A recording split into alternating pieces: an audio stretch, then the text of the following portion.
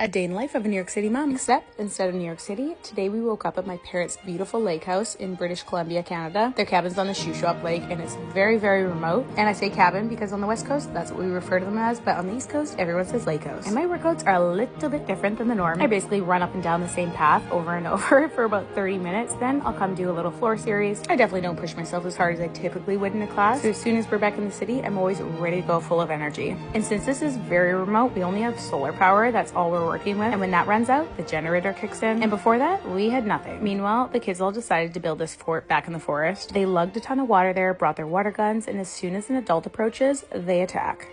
Guys, there's another dinosaur! It's my mom! Guys, where's the other mom? Where's the mom?